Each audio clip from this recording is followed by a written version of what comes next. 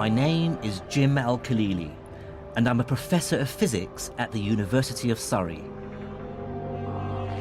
Studying the innermost secrets of atoms and their nuclei has been at the heart of my working life.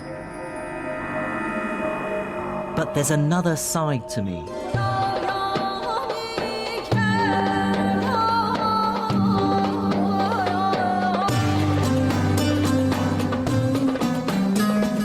I was born and grew up in Baghdad to an English mother and Iraqi father, but left Iraq with my family in the late 70s when Saddam Hussein came to power. By then, science was already my great passion in life, and as I studied it further, I saw myself fully part of the Western tradition, inspired by names like Newton and Einstein. But buried away was this nagging feeling that I was ignoring part of my own scientific heritage. I still remembered my school days in Iraq and being taught of a golden age of Islamic scholarship, that between the 9th and 12th centuries, a great leap in scientific knowledge took place in Baghdad, Damascus, Cairo, and Cordoba.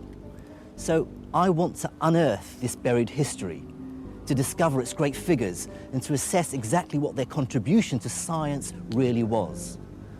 Are there medieval Muslim scientists who should be spoken of in the same breath as Galileo or Newton or Einstein? And crucially, what is the relationship between science and Islam?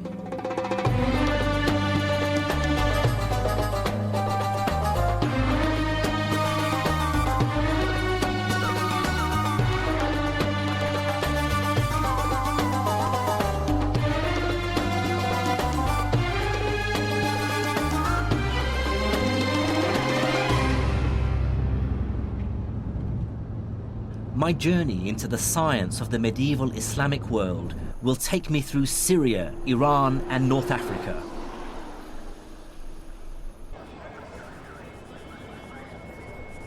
I started in the back streets of the Egyptian capital, Cairo, with the realization that the language of modern science still has many references to its Arabic roots. Take scientific terms like algebra, algorithm, alkali. I instantly recognize these words as Arabic. And these are at the very heart of what science does. There will be no modern mathematics or physics without algebra, no computers without algorithms, and no chemistry without alkalis.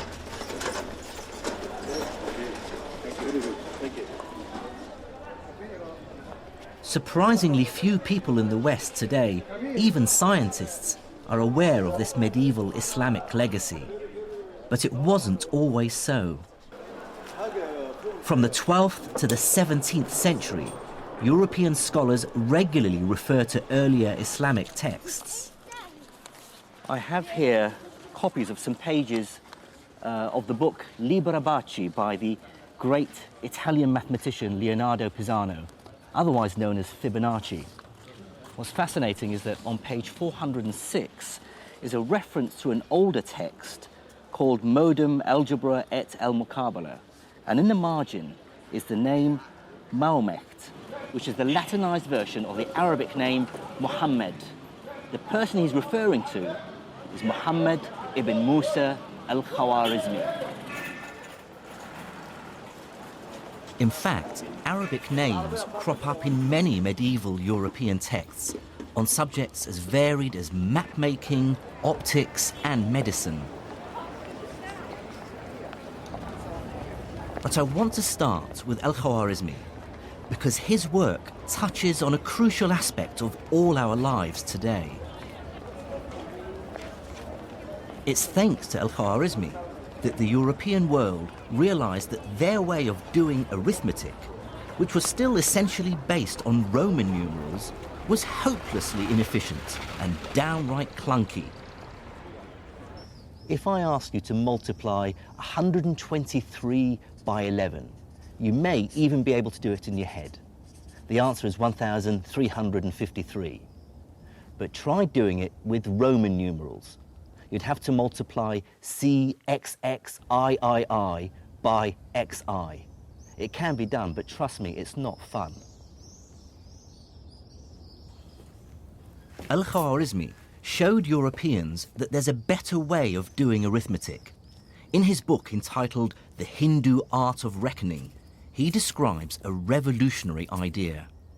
You can represent any number you like with just 10 simple symbols. The idea of using just 10 symbols, the digits from 1 to 9, plus a symbol for 0, to represent all numbers from 1 to infinity, was first developed by Indian mathematicians around the 6th century AD, and I can't overstate its importance. Let me show you. Here are the numbers in Indian Arabic numerals. 1, 2, 3, 4, 5, 6, 7, 8, 9. And here are the numbers we're more familiar with in the West. 1, 2, 3, 4, 5, 6, 7, 8, 9. And you can see the similarity between these numbers, in particular, for instance, the digits 2 and 3. If I tip this sideways, you can see now how they look like numbers 2 and 3. And what's powerful about these digits, this numerical system, is how it's simplified arithmetic calculations. But Al-Khwarizmi and his colleagues went further than just translating the Indian system into Arabic. They created the decimal point. This text, written a century after Khwarizmi, is by a man we know only as Al-Uqlidisi. Here he shows that this same decimal system can be extended to describe not just whole numbers, but fractions as well. The infinity of possibilities that lie in between the integers. Here's a copy of Al-Uqlidisi's manuscript where he showed how the decimal point is used for the very first time. He describes it by using a dash. Here are the digits 1, 7, 9, 6, 8, and you can see there's a small dash over the 9 indicating the decimal place. The idea of the decimal point is so familiar to us that it's hard to understand how people managed without it. But like all great science, it's blindingly obvious after it's been discovered.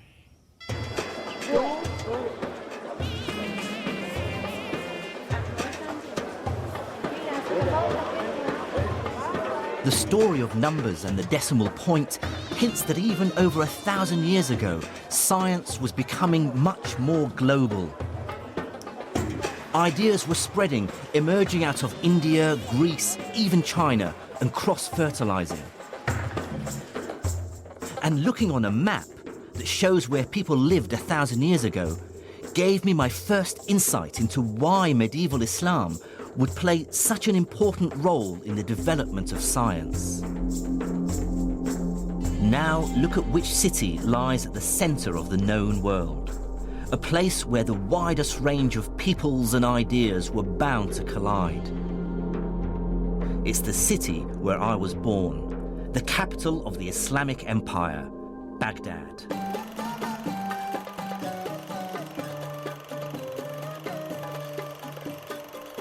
Recent events mean I can no longer visit the city. But these are the home movies of my cousin Faris, filmed in the 1960s. The Baghdad we knew then looked nothing like the bomb-wrecked city it is now. I certainly grew up proud to be associated with one of the world's greatest cities.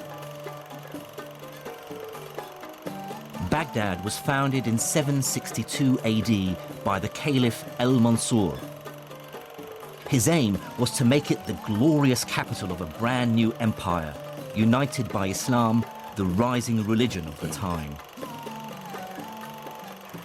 The Abbasid caliphs had claimed their right to rule by declaring that they were directly related to the Prophet Muhammad, who had founded the new religion over 100 years earlier. But in that short time, the armies of Islam had conquered a vast territory. Starting in a small area around Medina, they moved rapidly out of the Arabian Peninsula and within a few decades had taken control of the Levant, North Africa, Spain and Persia. I think one must bear in mind that this is an era in which people actually believed in God, and the dramatic successes of the Arabs as they poured out of Arabia was such that a lot of people did sort of observe and say they must have God on their side, this must be the true God. Some people did convert, or if they didn't convert, they did submit to Arab-Muslim political control for that reason. By the early 8th century, Islamic caliphs ruled a vast territory. And like most successful emperors, from Caesar to Napoleon, they understood that political power and scientific know-how go hand in hand.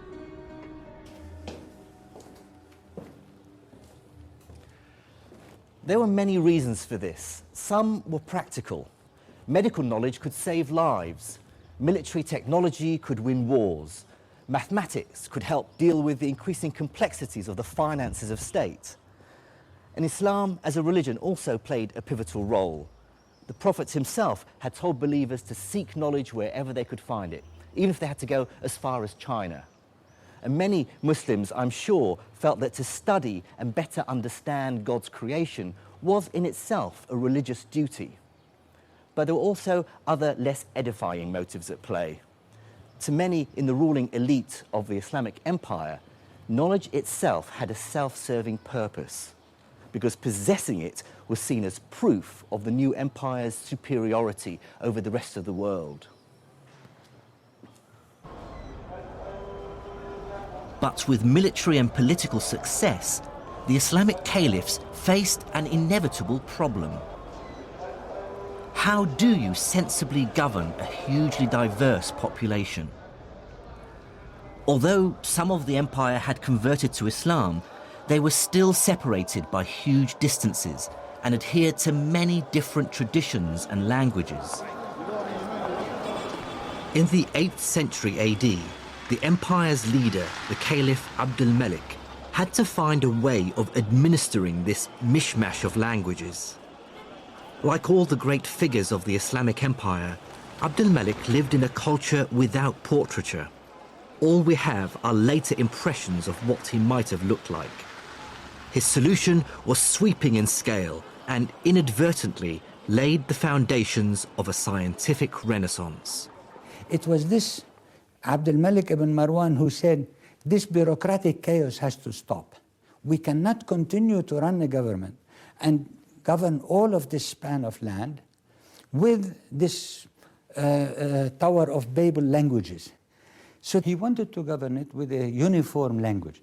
That uniform language, of course, he wanted to be able to understand it, so he demanded that it be in Arabic.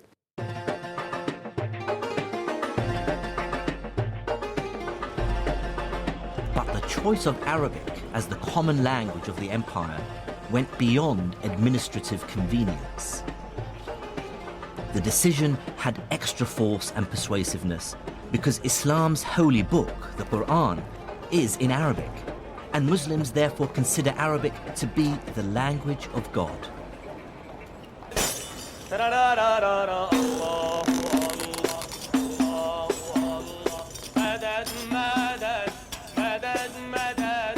The words of the Quran are so sacred that its text hasn't changed in over 1,400 years.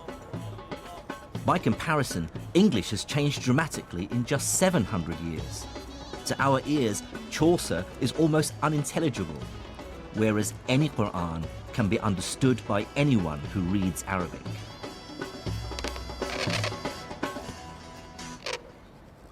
Making copies of the Quran has always been a specialized and highly respected job since the foundation of Islam. Calligraphy expert Naif Scarf, who lives in the Syrian capital Damascus, writes for mosques and in madrasas all over the country. These are words he's found himself writing over and over again, words of great significance for Muslims.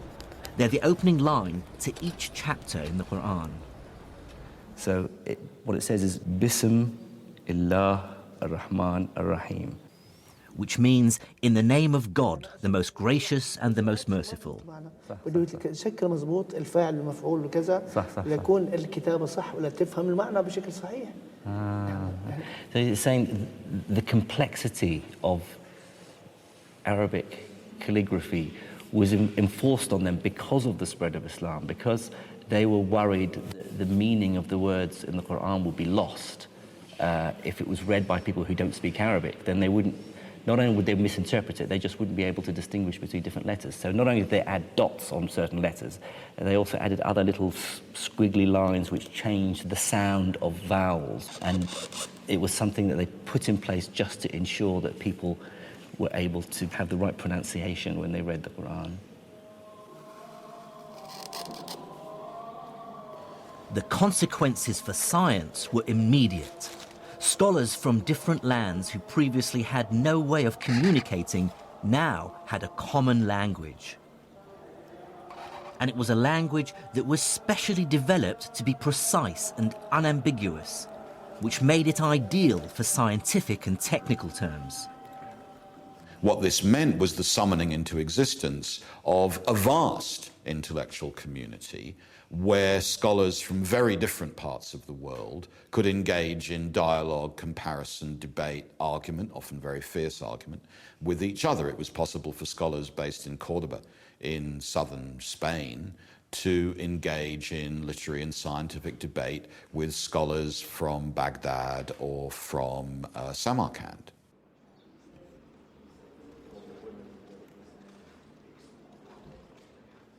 But I can tell you that scholars aren't motivated by the love of knowledge alone.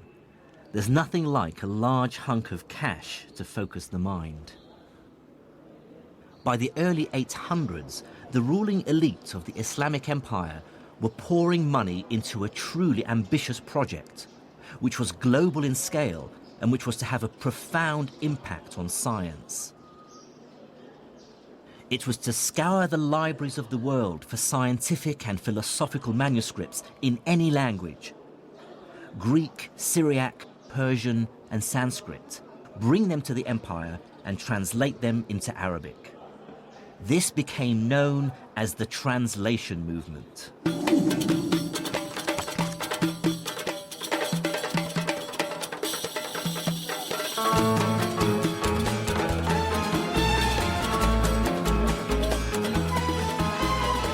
The effort scholars put into finding ancient texts was astonishing. And one key reason for this is that bringing a book to the caliph, which he could add to his library, could be extremely lucrative. The story goes that the Caliph al-Ma'mun was so obsessed that he would send his messengers out of Baghdad far and wide to distant lands just to get hold of books that he didn't possess for the translation movement. And anyone who brought him back a book that he didn't have, he'd repay him its weight in gold. To give some sense of the extent of this activity, sort of between 750 and 950, somebody called An-Nadim, who wrote a list of sort of the intelligentsia of the Abbasid era, lists 70 translators. So it was quite a large cohort of people involved in translation, and obviously he only named the well-known. They could get up to 500 gold dinars a month, which is probably around $24,000, which is a huge sum of money for what they were doing. It was a very, very prestigious, well-paid, well-patronized activity. And motivating this global acquisition of knowledge was a pressing practical concern, one that rarely crosses our minds today. This is the new library at Alexandria in Egypt. But fresh in the memory of many in the empire was the story of the destruction of the original library at Alexandria centuries earlier, and the shocking loss of thousands of years of accumulated knowledge. One of the things that we tend to forget, because we live in an age of massive information storage and perfect communication, more or less, is the ever-present possibility of total loss. That was very, very important for medieval Islamic scholars. They knew extremely well that writings could be forgotten or buried or burnt or destroyed, that cities could pass away. And what we see in Baghdad or Cairo or Samarkand is exactly the gathering together, translation, analysis, accumulation, storage, and preservation of material that they were well aware could be entirely lost forever.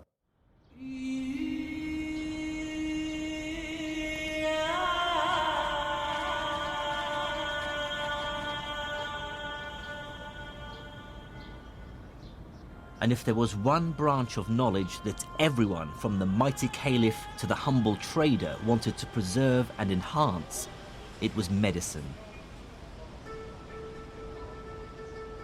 These were, after all, times when few lived to old age.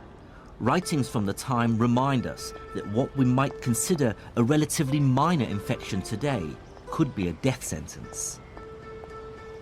Religious teachings, then, were not just a source of comfort. They were a constant reminder that we should never give up. In the Hadith, which is the collected sayings of the Prophet Muhammad, it says, "Ma anzala Allahu da'an illa wa anzala lahu dawa'an," which means that God did not send down a disease without also sending down its cure. It's statements like this that lead Muslims, even today, to believe that cures for all diseases are out there somewhere, and that we need to search to find them. To assess how this optimism actually affected Islamic medicine, I met up with Dr. Peter Porman in the Syrian capital Damascus. He's a leading expert on Islamic medicine who spends much of his time researching here in the Middle East. What people don't realize is that the history of Islamic medicine is really the history of our medicine, because our medicine, the university medicine we used until the 19th century, it was based to a large extent on all these work of these Islamic physicians. Islamic medicine built extensively on the foundations laid by the ancient Greeks. The most highly prized and among the first to be translated into Arabic were the medical manuscripts of the 3rd century Greek physician Galen. Galen believed that a healthy body was one in balance, a balance of 4 types of fluids called humours, which circulate through the body, and any one of which, if out of balance, would cause illness and a change of temperament. The 4 humours were yellow bile, which, if in excess, would cause the patient to become bilious or bad-tempered and nauseous. Blood, too much of which would cause the patient to become sanguine or cheerful and flushed. Black bile, which in excess would cause the patient to become lethargic, melancholic, even depressed. And phlegm, which in excess would cause the patient to become phlegmatic or apathetic and emotionally detached. Galen argued that illnesses are caused by an imbalance in one of the humours, and so the cure lies in draining the body of some of that humour. And so he recommended techniques like cutting to induce bleeding or using emetics to induce vomiting. But Islamic doctors were acutely aware that Galen and Greek medicine were only one source of medical knowledge.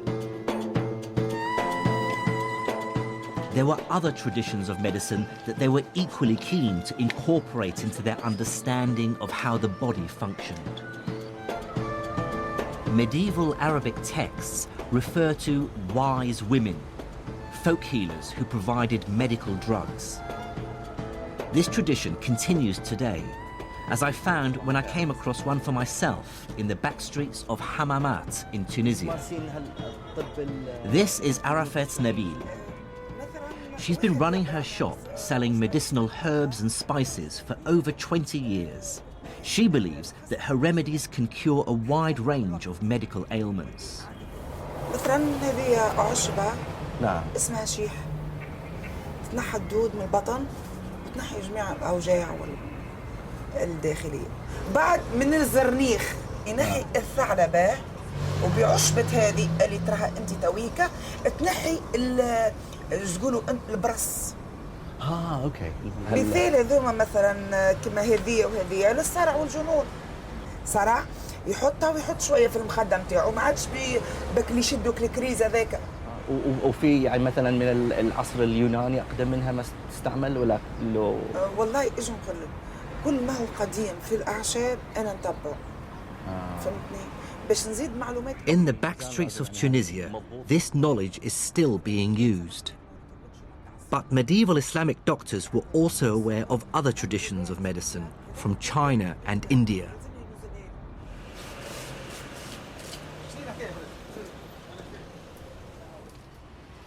And yet another tradition of medical guidance came from within Islam itself, and takes some of its ideas from the Quran and some from the collected sayings of the Prophet, the Hadith.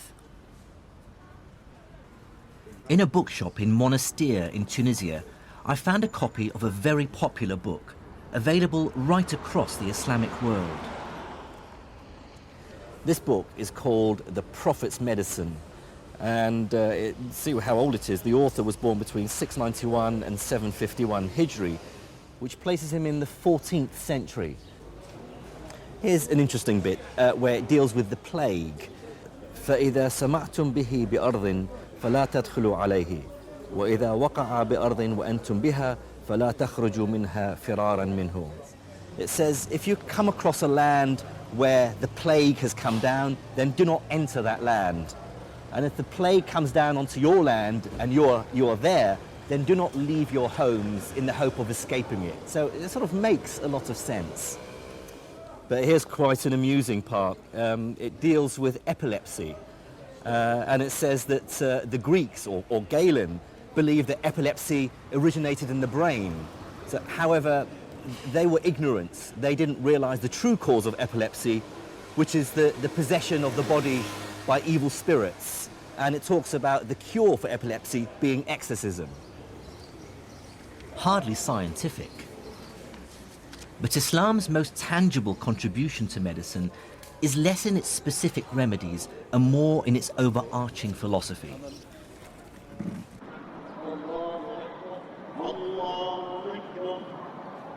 It is, after all, a religion whose central idea is that we should feel compassion for our fellow humans. And accompanied by Dr. Peter Porman, I'm going to see a physical, bricks and mortar manifestation of medieval Islamic compassion. This is the Nur al-Din Hospital, the leading hospital of the Islamic Empire, built here in Damascus and now a museum. This was built in the 1150s, 1154, I believe. One of the ideas which are stipulated in Islam is the idea to be charitable, and charity, zakah, yes. Exactly, and an obligation to give alms and stuff like that. Yeah. And so, if you're a ruler or if you have a lot of money, what you could do is obviously you could really be charitable, and set up like a nice hospital like this one. And within the hospital, Islam actively encouraged a high degree of religious tolerance, something we take for granted in modern secular society. The hospital was open to all communities, so you would have Christians, you would have Jews, Muslims obviously, maybe other denominations, both as patients and also as practitioners. Like a Christian studies with a Muslim says my best student was a Jew, and so the medicine which was practiced here transcended religion. I mean, typically, how many physicians would there be? Well, it depends. Well, like for certain hospitals, we hear figures of like 24 or 28 physicians. Yes. The physicians would do the rounds in the mornings, you see, do their prescriptions and stuff like that. Yes, hasn't changed over the ages, yeah. As a result of the translation movement, those physicians now became aware of the latest remedies from as far away as India and China. And as the new drugs filtered in from the rest of the world, hospitals started to set up a new kind of facility within their walls, the pharmacy. So this notion of a pharmacy in a hospital, is that a new innovation? Well, the whole package, certainly, that's new. And what is interesting, if you look for innovation, again, like on the level of pharmacy, if you look at Baghdad or even Damascus, it's at this crossroad of cultures. So and all sorts of new things come in, like musk, for instance, myrobalan. You have like Indian drugs. There's like an Indian pill, for instance, which is good against headaches and to, bad breath, but also gives you sexual appetite and stuff like that. So Cures your headache, gives you fresh breath, and gives you increased. And so it's like toothpaste, Viagra, and aspirin. That's right, all in one. Fantastic. Yeah. So let's walk in here. Peter wants to show me perhaps the most ghoulish aspect of Islamic medicine, surgery. Here you have like a wonderful illustration. It appears that this is the first anatomical illustration in history. Like you see, it says adala, which means muscle, and so these are like the different muscles which move the eyelids. So it was understood then that the muscles controlled the absolutely, the lens in the eye. Yeah, and moved the eyelid and stuff like that. So the other thing which we have here, which is really nice, is I think we have some. Like ophthalmological instruments. For instance, it's a hook, could be used, for instance, like to kind of pull back your eyelid, that sort of thing.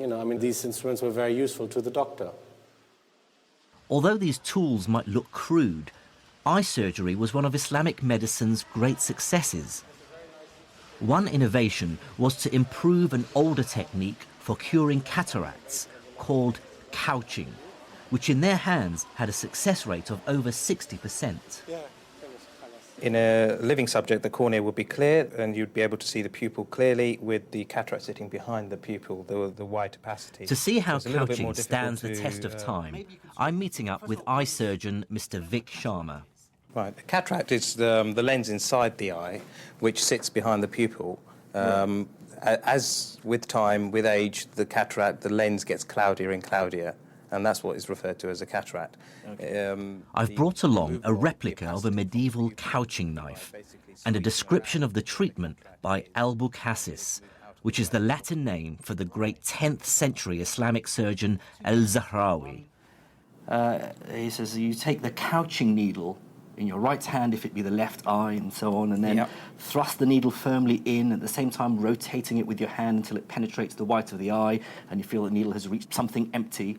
So he's talking about how to dislodge. Exactly. So, maybe you can show me. We've got some eyes here. Yep, and I'll certainly give it a shot. And what they would have done would have attempted to go in just by the white of the eye, just at the edge where the cornea is. And then what they are attempting to do is to sweep around, trying to break all those ligaments of that lens and trying to get the lens to drop away from the pupil to allow more light to enter in through the pupil and to brighten the subject's vision. But of course you haven't got the capacity to focus. Oh yeah, you haven't got a lens now, so that was a big problem until people started compensating that with specs later on. Right. What is your feeling about how advanced and successful? Well, they were on the general ballpark. They were at the right place. They were trying to remove the cataract away from the visual axis. They understood the anatomy of the eye. Exactly. They had some understanding of the anatomy of the eye, and that the lens was behind the pupil, and that's what was causing the visual loss. And so removing that, and that general principle is still the same. Right. And there are still accounts of it being used in certain parts of the world presently.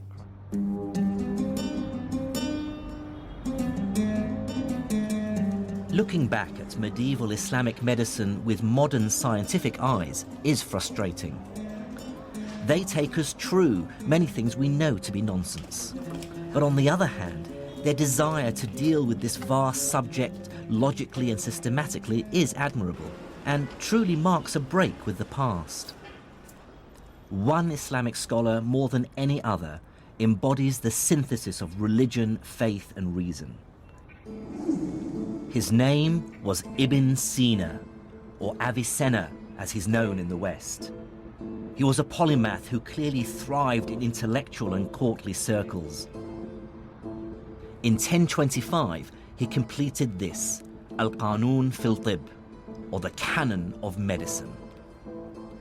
In it, Ibn Sina collated and expanded on all that had gone before him, medical ideas from Greece to India, and turned them into a single work. So how would you place this book in a historical context? Oh, it's hugely important. I mean, there are a few books which are as important as the canon, because what this encyclopedia does, it kind of, sweeps away everything else. It becomes a textbook. It supersedes a lot of other texts, and people even complain that, it's so good, it's so tightly organized, it's so easily accessible that, people forget to read the Greek sources in Arabic translations. This whole first book, this is the first book, contains what we call the kulliyat, the general principles. So it's all about how the human body works, how diseases work in general. The second book contains diseases, what we sometimes call from tip to toe, from tip to toe. So he starts with the diseases of the head, and then he moves down, like the eyes, the ears, the nose, the mouth, and he normally they end up at the sexual organs, you see. At first sight, the sheer ambition of the 3 volumes is hugely impressive. Here's an attempt at diagnosis and cure for diseases as diverse as depression, meningitis, and smallpox. And there's even detailed chapters on more common problems. So, for instance, here you have headaches. So different kinds of headaches. في العلاج الصداع الحادث عن الروائح الطيبة. So headaches caused by pleasant, fragrant smells. And then he's also got الحادث من الخمار, so hangovers. Different kinds of treatment. You can get headache from sex. Is that right? Well, hasn't happened to me yet, but let's see. So, the treatment of headache caused by sex. ويجب لمن يعتريه ذلك عقب الجماع وبامتلاء أن يبدأ بالفست. So if somebody has or is befallen by, suffers from a headache after sex, and he also has a repletion, so he has too many superfluities or something like that, so يجب أن يبدأ بالفست. One has to first resort to venesection or bloodletting. ثم بالإسهال, and then you should use purging. إن وجب كل واحد منهما. For both of them, bloodletting and purging are necessary. A lot of the stuff in here sounds like nonsense, of course, because this is not modern medicine. No, it's not. So how long was this taken seriously? Well, the fundamental ideas contained here about how the body works, they haven't changed until the early 19th century. There was progress, obviously, on certain levels, but the essence was the same. And then came the big break with the discovery of bacteria and viruses and things like that. And from the second half of the 19th century onward, medicine was totally revolutionized.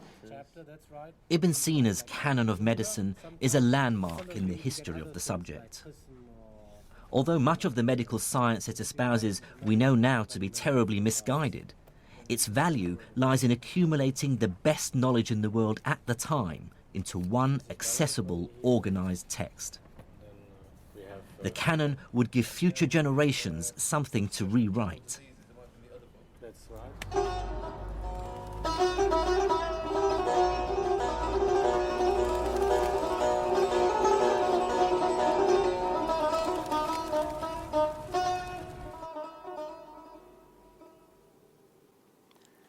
Cataloguing the world's medical knowledge has clear and obvious benefits. But the Islamic Empire's obsession to uncover the knowledge of the ancients went beyond practical matters like medicine. Many, like the Caliph al-Ma'mun, believed that the people of antiquity possessed dark, even magical powers. And what's more, new evidence is coming to light to show just how hard Islamic scientists worked to rediscover them.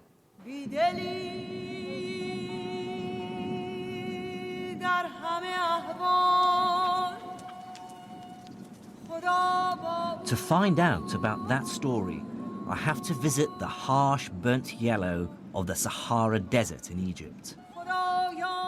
There I am to meet an academic who wants to show me how the translation movement took the Arabs to Egypt on a quest to break a code, which they thought hid the secret of the dark art of alchemy.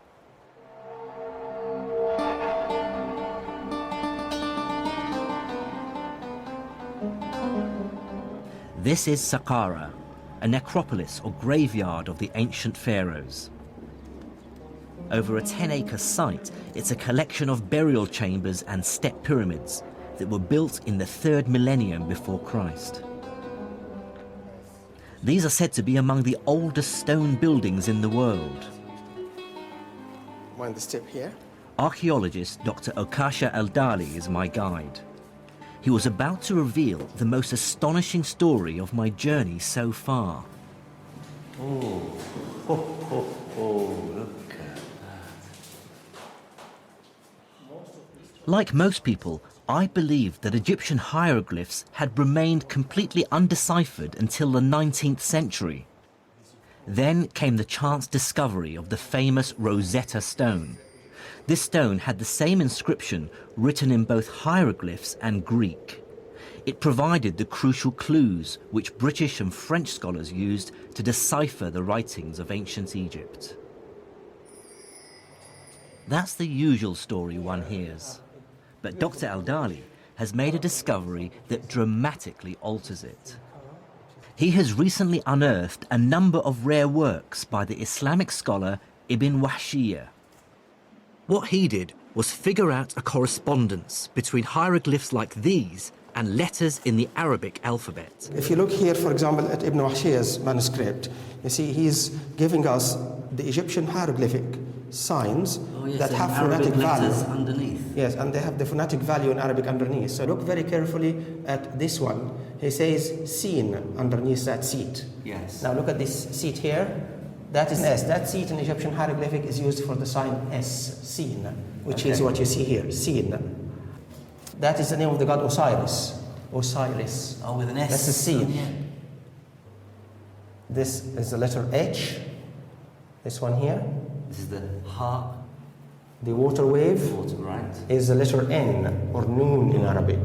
T and the letter F. These are all letters. These are all letters. But then he realized... But how did he decipher the hieroglyphs? The one good thing about the early Arab scholars was their ability to link ancient Egyptian language, we call hieroglyphic, to link it with their own contemporary Coptic. They realized that Coptic is nothing but the later stage of ancient Egyptian language. And they realized this because the translation movement had literally placed hundreds of Coptic texts into their hands. The scholars could now see a direct link between hieroglyphs and Arabic. What fraction of these symbols would have been correctly deciphered? They got about 14 letters. They cracked more than half of the Egyptian hieroglyphic correctly. So that was a remarkable achievement for people in the 9th century, 10th century.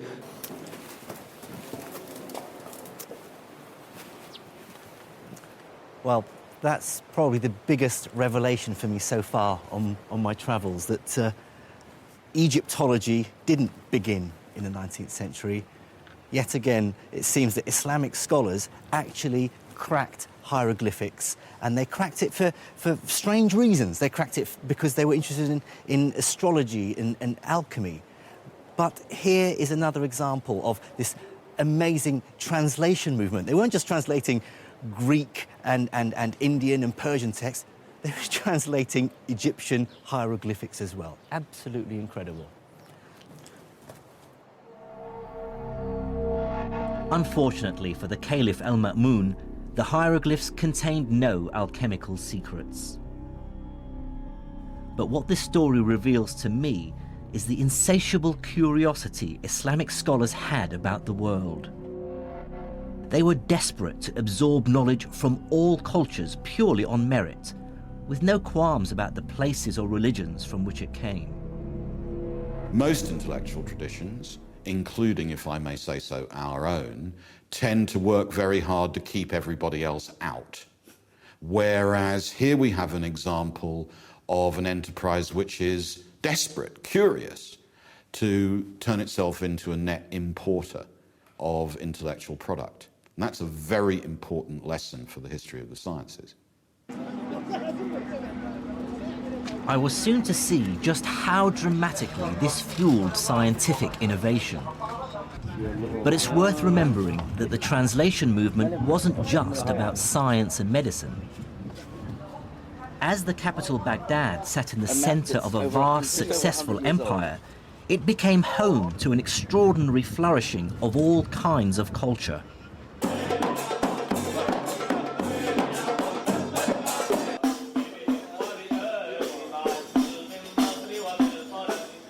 For this is the time described by 1001 Nights, of great and generous caliphs, magic carpets, great journeys, but also ambitious buildings, music, dance, storytellers and the arts.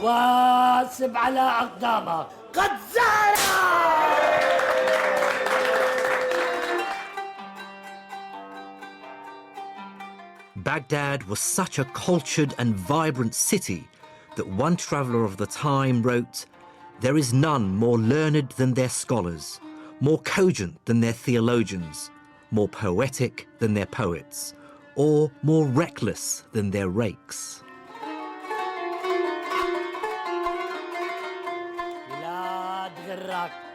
It really must have felt like Baghdad and the Arabic Empire were the world leaders in civilization and culture. To be part of that city's growing intellectual elite must have been as exciting as it gets. It was a new Muslim city. It only started to be built in 756. So it has that sort of sense of almost being on a frontier, of being something new, of being something different. It was full of courtiers, it was full of sort of nouveau riche individuals who were trying to make their way at the Abbasid court. And it is the sort of a place, if you like, where innovation is valued and appreciated. At the heart of the city's intellectual life was a system called the Majlis. Now, the word Majlis could probably best be translated as salon or talking house. In 9th century Baghdad, what this meant was that the city's elite, the caliph, his courtiers, generals, and the aristocracy, would hold regular meetings, you might call them seminars or discussions, during which the city's cleverest men, the philosophers, theologians, astronomers, and logicians, would gather to discuss and debate their ideas. It was not the case that people were expected to adhere to a particular line or adopt a particular religion. They were allowed to express their own sentiments and their own views very freely. The point was that they should do so in elegant Arabic and a good logical reasoning. The effect of the Majlis was to create a heady mix of money and brains, with the best minds in the empire swapping ideas while simultaneously engaged in fierce competition for patronage. It's at this point my investigation into the first wave of Islamic science returns me to the man we first met at the beginning of this story in the back streets of Cairo, the great mathematician who brought the West the decimal system. Out of the very heart of this intellectual whirlwind came Al-Khwarizmi, mathematician, astronomer, courtier, and favourite of the Caliph al-Ma'mun. He was a product of his age, an immigrant from eastern Persia into Baghdad, surrounded by books, well-versed in learning from Greece, Persia, India, and China, and fearless in his thinking.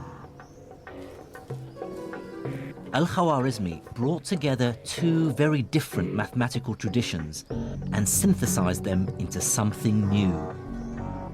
The capacity to have on your desk simultaneously two very different kinds of mathematics presses on models of what counts as calculation, what counts as measurement, and I think accelerates the process of intellectual change. The first of these traditions came from the Greek-speaking world. Greek mathematics dealt mainly with geometry, the science of shapes like triangles, circles, and polygons, and how to calculate area and volume. The other great mathematical tradition Al-Khwarizmi inherited came from India. They'd invented the 10-symbol decimal system, which made calculating much simpler. Thanks to the translation movement, Al-Khwarizmi was in the astonishingly lucky position of having access to both Greek and Indian mathematical traditions. He was able to combine geometrical intuition with arithmetic precision, Greek pictures and Indian symbols, inspiring a new form of mathematical thinking that today we call algebra. As a physicist, I've spent much of my life doing algebra, and I can't overstate its importance in science. But it is a strange idea. I remember being perplexed when my math teacher first started talking about mathematics not using numbers, but with symbols like X and Y. It's an incredibly liberating idea because it allows you to solve problems without getting bogged down in messy numerical calculations. So we have here this priceless manuscript, Kitab al-Khwarizmi, al-Khwarizmi's book, and Professor Ian Stewart has studied algebra for much of his working life.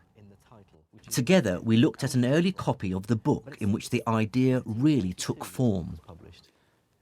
I see here, although it's written sort of in the margin, the title of the book, Al-Jabr wal-Muqabala. So that's the first time the word al-Jabr appears. Algebra. Algebra, that's where our word algebra comes from. Now, what I found very early on is that he said, I discovered that people require three kinds of numbers, judur wa amwal wa adad, so roots, squares and numbers. So what is he trying to do here? This is what we would now call x and x squared. This is quadratic equations. This really is algebra. So he's setting you up for a book about how to solve equations by algebraic methods. Okay, now quadratic equations I thought were around and being solved long before Khwarizmi, back to Babylonian times. So, what's the big deal about this book? It's the point of view. He treats root and square as if they're objects in their own right. They're not just some number that we're trying to find out. They're a process you apply. What Al-Khwarizmi is thinking of is square means take the root and multiply by itself. And that recipe is true whatever the root might be. If it's 5, it's 5 times 5, it's 25. If it's 3, it's 3 times 3. He's giving you a general recipe, now called an algorithm, after him. The algorithm comes from... It comes from... It's another word that comes from Al-Khwarizmi, yes. Now, he talks about this procedure here on the next page. You take the number multiplying the root, and then you halve it, and then you multiply it by itself. Then you add it to the other number and take the square root. That's the algorithm, is it? That's right, and this is where you see the difference, because previous writers on the subject would have said things like, take half of 10, which is 5, square that, which is 25, and then they do another problem, take half of 12, which is 6, square that, which is 36, and they'd run you through this same process over and over again with different numbers, and it would be up to you to infer how to do it on the next problem. But he doesn't do that. He doesn't do that. He says, take half the root. Whatever the root is, take half the root. So half the root is actually an object. If the root is an object, half the root is an object. So you don't have to have in your mind what that root stands for. You can forget about what it stands for. When you come to square it, you just know, okay, I should square this thing. I don't care what the thing is.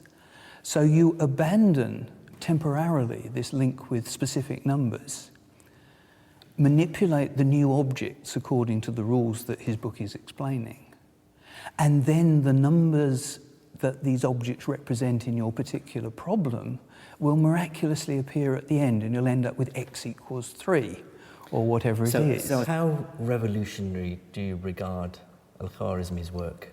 He made it possible for algebra to exist as a subject in its own right, rather than as a technique for finding numbers. The least interesting bit of an algebraic calculation is when you get to the end and discover that x equals 3. It's the route you take to get there. But if it was a special route for each problem and a different route for each problem, that wouldn't be interesting either. It would just be a big mess. There's this beautiful general series of principles, and if you understand those, then you really understand algebra.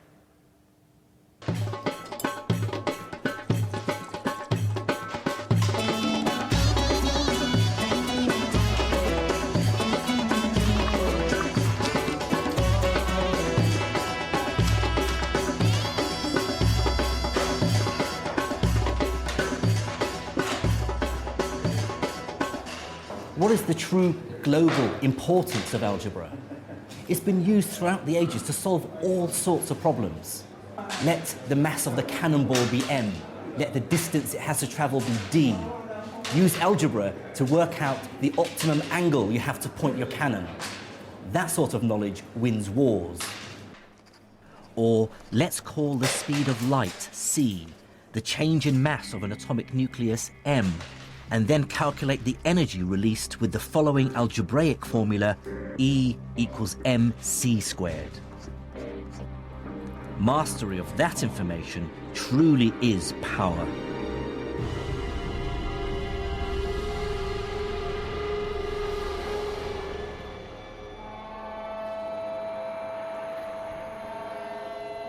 Algebra has helped create the modern world. Our science is unimaginable without it. It sums up so much that was remarkable about medieval Islamic science, taking ideas from Greece and India, combining and enhancing them. Similarly, modern medicine owes a considerable debt to the work of the Islamic physicians. But I think the real story of what happened to science in the Islamic world in the 8th and 9th centuries tells us more than any single discovery. What it really tells us is about the universal truth of science itself.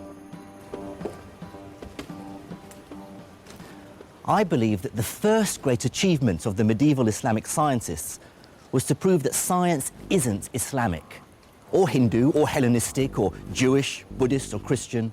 It cannot be claimed by any one culture. Before Islam, science was spread across the world. But the scholars of medieval Islam pieced together this giant scientific jigsaw by absorbing knowledge that had originated from far beyond their own empire's borders.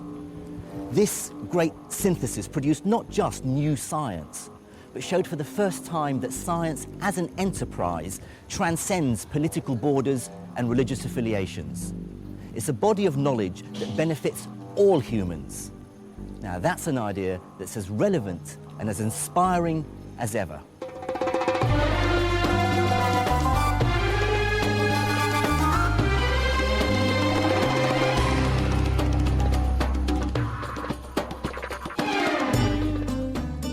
In the next episode, I investigate how one of the most important ideas in the world arose in the Islamic Empire.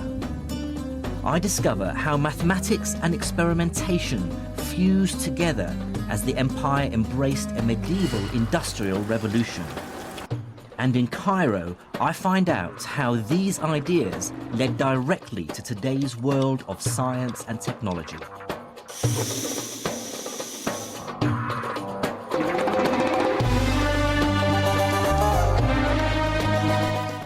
Science and Islam continues next Monday night at 11:25. Tonight we're heading for Broadcasting House and a day out with U2.